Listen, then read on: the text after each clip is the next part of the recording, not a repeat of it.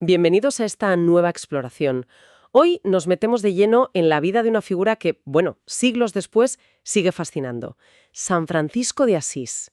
Y es que hay una paradoja inicial que marca todo, ¿verdad? Totalmente. Nace en Asís, creo que sobre 1182, en una familia rica, vamos, padre comerciante, con negocios en Francia, de ahí lo de Francesco, aunque se llamaba Juan, madre noble. Sí, una buena cuna. Claro, y el chico pues disfrutaba de la vida, gastaba dinero, aunque dicen que ya era generoso, eso sí, y soñaba con ser caballero. Pero claro, la imagen que tenemos hoy es justo la contraria, la pobreza más absoluta. Exacto. Y eso es un poco lo que queremos explorar hoy, ¿no? Queremos ver los momentos clave, entender por qué hizo lo que hizo, basándonos en la documentación que tenemos, y por qué sigue siendo tan importante, una figura increíble. Es que ese paso de la riqueza a la nada no fue de un día para otro. Ya desde joven se ven cosillas, ¿no? Sí. Si esa vida un poco despreocupada se ve interrumpida. Por ejemplo, la guerra entre Perugia y Asís. Lo hacen prisionero, 1 año. Un año. Tela. Y lo curioso es que, bueno, las crónicas dicen que lo llevó bien, con buen ánimo, casi alegre. Eso ya te dice algo, ¿eh? Hombre, alegre en la cárcel, no sé yo. Quizás ya buscaba algo más, ¿no? Porque luego sale y cae enfermo. Muy grave. Exacto. Como si la vida le estuviera poniendo a prueba. Y eso le hace madurar, reflexionar. Y hay otra cosa curiosa. ¿El qué? Intenta irse al ejército. Se compra una armadura, un manto, todo de lujo, claro, como correspondía a su posición. Lo normal para alguien de su clase que quería ser caballero. Pero va de camino y se cruza con un caballero noble pero pobre, y Francisco pues coge y le regala todo. La armadura, el manto, todo. Anda. Un impulso generoso, pero bastante radical ya, ¿no? Ahí ya se ve un desapego diferente. Parece que esos sueños de gloria militar empiezan a cambiar de forma. Claro, vuelve a Asís, intenta volver a su vida de antes, pero ya no es lo mismo. Pasa más tiempo solo, rezando, buscando algo. Totalmente. Ahí empieza esa búsqueda interior. Se habla de que le rondaba la idea esa del Evangelio, venderlo todo para comprar la perla preciosa. La perla preciosa. Se da cuenta de que la lucha de verdad no es fuera, sino dentro, contra uno mismo. Y esa lucha tiene episodios muy, muy gráficos. Lo del leproso es... Uf, Impactante. hay que pensar lo que era la lepra entonces, el miedo, el asco, el aislamiento. Y va Francisco y no solo le da limosna, le da un beso. Eso es. Es una victoria consciente sobre sí mismo. Dominar la repugnancia, el instinto, es abrazar lo que nadie quiere. Y a partir de ahí, ya, su camino cambia del todo. Visita hospitales, cuida enfermos, da lo que tiene. Y llega el momento clave, ¿no? En San Damián, esa iglesita medio en ruinas fuera de Asís. Exacto. Está rezando ante un crucifijo, uno de estilo bizantino, y siente, oye, que Cristo le dice: Francisco, repara mi iglesia, que ya ves cómo está, amenazando ruina. Una llamada directa. Pero él, ¿cómo la interpreta? Pues al principio, muy literalmente, piensa que tiene que arreglar el edificio, las piedras de San Damián, y actúa con esa impulsividad suya. Claro, va, vende su caballo y unas telas carísimas del negocio de su padre. Sin permiso. Sin permiso, claro. Y con ese dinero quiere pagar la restauración. Se le ofrece al cura de San Damián, que, bueno, con buen juicio no lo acepta, aunque le deja quedarse allí. ¿Se daría cuenta Francisco del lío en que se metía con su padre? Quizá no del todo. O quizá ya le daba igual. El caso es que el lío se monta. Y gordo. El padre Pietro Bernardone se entera y, bueno, imagínate. Se pondría hecho una furia. Va a buscarlo a San Damián. Francisco primero se esconde, reza, ayuna. Y cuando sale, vuelve a Asís, pero está cambiado. Delgado, mal vestido. La gente se ríe de él. Piensan que se ha vuelto loco. ¿Y el padre? La reacción es terrible. Durísima. Lo encuentra, le pega, lo encierra en casa, encadenado. Un chaval de 25 años, ¿eh? ¡Qué fuerte! Es la madre, Pica, la que al final, pues, le da pena y lo suelta cuando el padre no está. ¿Y qué hace Francisco? Volverá a San Damián, me imagino. Directo. A la ruptura ya. Era inevitable. Y el final de esa ruptura es de película. ¿Cómo? El padre lo persigue otra vez hasta San Damián. Más golpes. Y le pone entre la espada y la pared. O vuelves a casa y a tus deberes, o renuncias a la herencia y devuelves la pasta. Y la cosa acaba delante del obispo. Menuda escena. El hijo rebelde, el padre enfadado, el obispo ahí en medio. ¿El obispo le dice que devuelva el dinero? No. Que confíe en Dios. Sí, intenta mediar, pero la respuesta de Francisco es... bueno, es Francisco. ¿Qué hace? Dice que el dinero ya no es suyo, que es de Dios, de los pobres. Y no solo renuncia a la herencia de palabra. ¿Qué más? Se desnuda. Allí mismo, delante de todos, le devuelve al padre hasta la ropa que lleva puesta, y dice aquello de «Hasta ahora te he llamado Padre en la tierra, desde hoy podré decir, Padre nuestro que estás en los cielos». Madre mía, qué imagen, el despojo total, romper con todo, familia, dinero, posición, un antes y un después clarísimo. ¿Y la gente? El obispo, el padre se va, claro, dolido, avergonzado. El obispo dicen que conmovido lo cubre con su propio manto. Luego le dan una túnica vieja, de campesino, y Francisco coge una tiza o algo así y le dibuja una cruz. Ese es su nuevo uniforme. Ahí nace el Francisco que ha pasado a la historia. Y a partir de ese momento, ¿qué? Se pone a mendigar, supongo. Sí, se convierte en mendigo voluntario. Trabaja si puede, pide limosna, pero sobre todo para seguir arreglando ermitas. Vuelve a Asís aguantando burlas, pidiendo piedras para San Damián, luego para San Pedro. Una voluntad de hierro. Y encuentra un sitio, ¿no? La Porciúncula. Eso es. Una capillita pequeña, medio abandonada, que era de los monjes benedictinos. Se la ceden, y ese lugar, tan humilde, va a ser la cuna de todo. Y allí en la Porciúncula pasa otra cosa fundamental. Oye en misa un trozo del Evangelio. Sí, el de Mateo. Cuando Jesús envía a los discípulos a predicar. Sin oro, ni plata, ni alforja, ni dos túnicas, ni sandalias, ni bastón. ¿Y Francisco qué hace? Pues lo mismo. Reacción inmediata y literal. Se quita las sandalias, el bastón que usaba, el cinturón de cuero que llevaba. Se queda solo con la túnica esa áspera. Y en vez de cinturón, se ata una cuerda. Ya está. Ese es el hábito franciscano definitivo. La pobreza total como forma de vida. Y con esa pinta, digamos, empieza a predicar.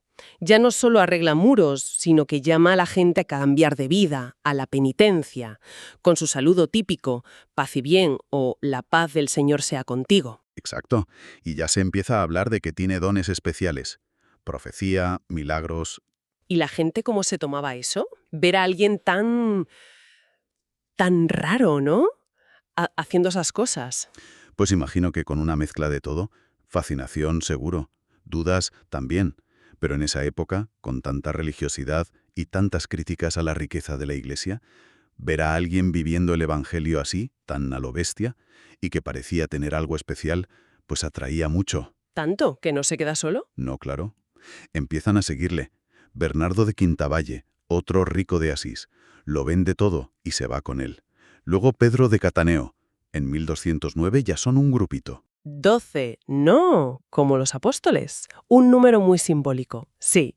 Y con ellos, Francisco escribe una primera regla, muy básica. Consejos del Evangelio. Pobreza, hermandad, predicar.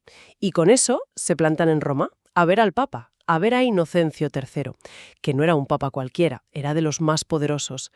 ¿Cómo recibe a esos tipos raros, vestidos con sacos, que querían ser pobres en una iglesia que nadaba en la abundancia? Pues cuentan que Inocencio al principio dudó. Le parecía demasiado radical, inviable. Pero debió ver algo en Francisco, ¿no? Esa fuerza espiritual. Hay una leyenda famosa, la del sueño. ¿La de que Francisco sujetaba la iglesia de Letrán, que se caía? Esa misma. ¿Verdad o leyenda? El caso es que les dio una aprobación verbal. No escrita aún, pero les dijo, id y predicad la penitencia. Fue un apoyo enorme. Y con esa bendición vuelven a la Porciúncula, montan unas cabañas sencillas alrededor y definen su vida. Trabajar con las manos, pedir limosna solo si no queda más remedio, y nada de dinero, prohibido tocarlo. Sí, el dinero era como el enemigo. Lo importante era la vida en común, ayudarse, servir a los demás, sobre todo a los leprosos, que eran los más marginados, y ser fieles a la iglesia, a los obispos. Curioso que Francisco nunca quiso ser cura, se quedó en diácono. Decía que no era digno. Siempre la humildad por delante. Siempre. Y el grupo empieza a crecer. Mucho. En 1212 aparece Clara, una chica noble de Asís, impresionada por Francisco. Clara Saifi. Se escapa de casa, Francisco la ayuda. Y con ella nace la rama femenina, las clarisas. Vida contemplativa, pobreza, y se instalan en San Damián, la iglesia que él había reparado. Qué curioso cómo se cierra el círculo. Y es entonces cuando les pone el nombre, ¿no? Frailes menores. Sí, hermanos menores. Otro gesto de humildad. Querían ser los últimos, los más pequeños. Y la cosa crece y crece. Salen de Italia, van a España, Francia, Alemania, Hungría. Tienen que organizarse un poco, claro. Provincias, ministros. Pero, ¿tanto crecimiento? ¿No trajo problemas mantener esa pobreza tan radical con miles de frailes por toda Europa? Complicado, ¿no? Muy complicado. Y empiezan las tensiones, claro, dentro de la propia orden. Algunos frailes, quizá más prácticos o más intelectuales, empiezan a decir, oye, esto de la pobreza total es sostenible, necesitamos casas de estudio, un poco de organización, poder usar dinero para ciertas cosas. La eterna tensión entre el ideal y la realidad. ¿Y Francisco qué decía? Él se mantuvo firme. Para Francisco, la pobreza no era negociable, era el corazón de todo.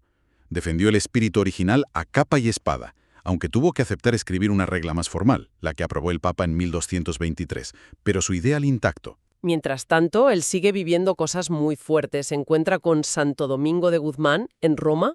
Vaya par. Dos gigantes, sí. Cuentan que se abrazaron, que hubo mucho respeto mutuo, aunque sus órdenes eran distintas. Y Francisco siente también la llamada a ir más allá, a llevar el Evangelio fuera de la cristiandad. Intenta ir a Siria, a Marruecos, pero no puede ser.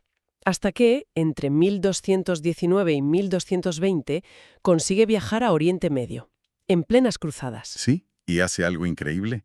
Se va al campamento enemigo y pide ver al sultán de Egipto, al-Kamil. En medio de la guerra. ¿Para qué? Para predicarle, para hablarle de Cristo. No lo convierte, claro, pero el sultán se queda alucinado, con su valor, su paz, su falta de miedo.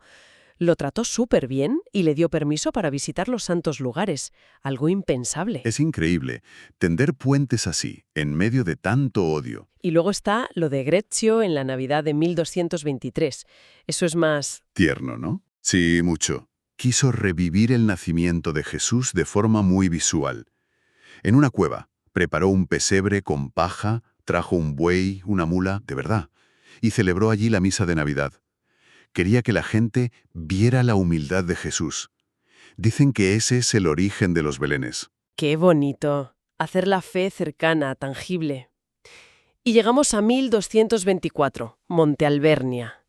El momento quizás más misterioso. Sin duda. Se retira a esa montaña a rezar y ayunar mucho tiempo, solo con Fray León, y allí recibe los estigmas, las marcas de la pasión de Cristo, en las manos, los pies, el costado. Algo extraordinario. ¿Las heridas de Cristo en su cuerpo? Uf, cuesta imaginarlo. Y él intentaba ocultarlas, ¿verdad? ¿Por qué? Pues seguramente por humildad, para que la gente no se fijara en él, sino en Cristo. O quizás porque era algo muy íntimo, muy suyo, esa unión con el sufrimiento de Jesús.